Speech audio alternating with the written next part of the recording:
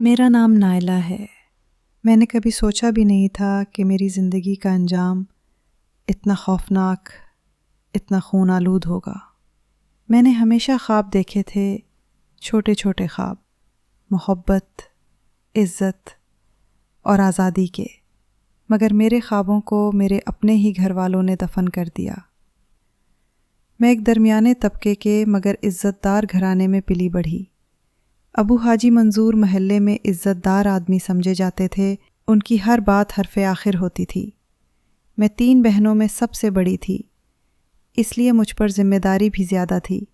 میں ہمیشہ ابو کی خوشی کے لیے جیتی رہی، مگر دل تو انسان کا ہوتا ہے، اس کے اپنے ارادے، اپنی چاہتے ہوتی ہیں۔ میری چاہت کا نام عمیر تھا، میرے کالج کا ساتھی۔ وہ عام سا لڑکا تھا مگر دل بہت صاف تھا، اس کی باتوں میں سچائی تھی، اس کے خواب میرے خوابوں سے جڑ گئے تھے۔ ہم نے کبھی کوئی غلط وعدہ نہیں کیا، بس یہی سوچا تھا کہ ایک دن جب وقت صحیح ہوگا تو ہم اپنے رشتے کو عزت کے ساتھ جوڑ لیں گے۔ مگر وقت نے میرا ساتھ نہیں دیا۔ جب ابو کو میرے اور عمیر کے بارے میں پتہ چلا تو ان کی آنکھوں میں نے پہلی بار نفرت دیکھی۔ وہ چلا رہے تھے، میری بیٹی نے میری ناک کٹوا دی۔ ایک غریب لڑکے سے محبت، شرم نہیں آئی تمہیں؟ میں نے روتے ہوئے کہا، ابو وہ برا نہیں ہے، بس غریب ہے، مگر محنتی ہے، سچا ہے۔ لیکن میرے الفاظ ان کے غصے میں کہیں دب گئے۔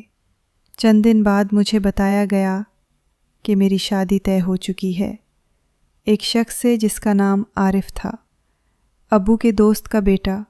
وہ مجھ سے کئی سال بڑا مگر دولت مند تھا۔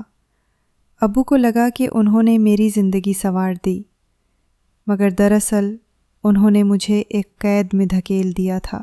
شادی کے دن میں نے آئینے میں خود کو دیکھا، میرا چہرہ سجایا گیا تھا، مگر آنکھوں میں ایک خوف چھپا ہوا تھا۔ دل کہہ رہا تھا کہ بھاگ جاؤ، مگر قدم پتھر کے ہو گئے تھے۔ نکاح کے وقت میری زبان نے قبول ہے کہا، مگر دل نے چیخ کر کہا نہیں۔ عارف کا رویہ شروع سے ہی سخت تھا، وہ مجھ پر شک کرتا تھا، کہتا تھا مجھے سب پتہ ہے تمہارے کسی عمیر کے بارے میں، تم بھول جاؤ، اب تم میری ہو۔ میں ہر دن خاموشی سے برداشت کرتی رہی، ہر دن اپنے اندر تھوڑی تھوڑی مر رہی تھی۔ کبھی کبھی رات کو میں چھت پر جا کر آسمان دیکھتی اور سوچتی، شاید عمیر بھی کسی اور آسمان کے نیچے مجھے یاد کر رہا ہو۔ ایک رات میں نے ہمت کر کے عارف سے کہا، میں نے کبھی تمہیں دھوکہ نہیں دیا، مگر تم میری روح کو مار رہے ہو۔ اس نے ہنستے ہوئے کہا، عورت کی عزت شوہر کی ملکیت ہوتی ہے، تمہیں بولنے کا حق نہیں۔ اس کے الفاظ تیر کی طرح دل میں اتر گئے۔ وقت گزرتا گیا، ایک دن مجھے پتہ چلا کہ عمیر نے شہر چھوڑ دیا ہے۔ وہ اپنی عزت، اپنی محبت سب پیچھے چھوڑ کر چلا گیا۔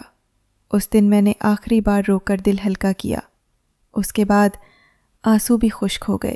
پھر ایک رات کچھ ایسا ہوا جس نے سب بدل دیا۔ میں خاموشی سے گھر سے نکلی، میں نے سوچا بھاگ جاؤں کہیں دور، جہاں نہ عارف ہو نہ یہ قید، مگر راستے میں رکی، اپنے پرانے درخت کے پاس جہاں میں اور عمیر ملا کرتے تھے۔ میں نے ہاتھ پھیلایا جیسے اس کی موجودگی محسوس کر سکوں، مگر وہاں صرف ہوا تھی، خاموش، سرد اور خالی۔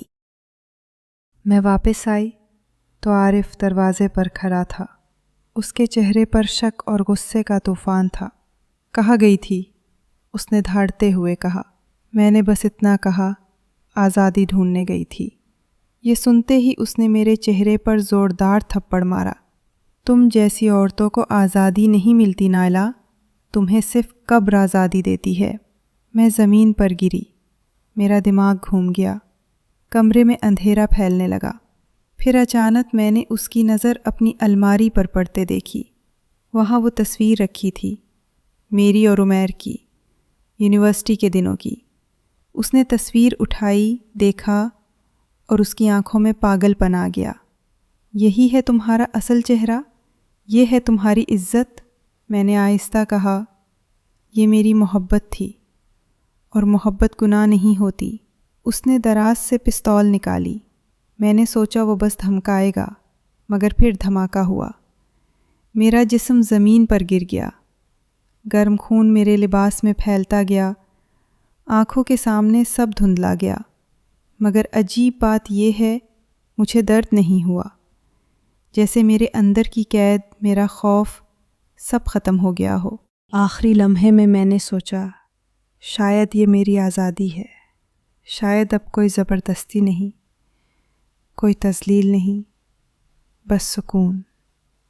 اور پھر اندھیرا چھا گیا۔ کہانی ختم نہیں ہوئی۔ صبح جب سب نے میرا لاش دیکھی تو شور مچ گیا۔ ابو کے ہاتھ کانپ رہے تھے۔ وہ بار بار کہہ رہے تھے، میں نے عزت کے لیے بیٹی کھو دی، کاش میں نے اس کی بات مان لی ہوتی۔ میں اب قبر میں ہوں۔ میری قبر کے کتبے پر صرف اتنا لکھا ہے، یہ نائلہ ہے جسے محبت کی سزا ملی مگر موت میں سکون ملا۔